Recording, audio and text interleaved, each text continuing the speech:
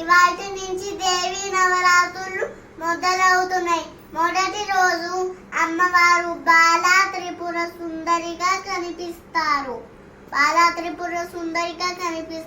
పూర్ణం బండాసురుడు అని రాక్షసుడు ఉండేవారు. ఆ రాక్షసుడికి 30 మంది పిల్లలు ఉండేవారు. ఆ రాక్షసుడు ప్రజలందరినీ ఇబ్బంది పెట్టేవారు. ఒకసారి బండాసురుడు 30 మంది పిల్లల్ని అమ్మవారి మీద యుద్ధానికి పంపిస్తారు. అప్పుడు బాలాదిత్య సుందరి ఒక హంసల రథం మీద వచ్చి బండాసురుడు 30 మంది పిల్లల్ని సంహరిస్తుంది.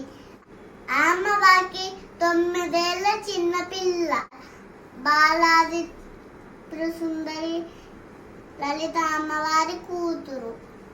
అందుకు మనము చిన్న పిల్లల్ని నవరాత్రుల్లో పూజిస్తాం.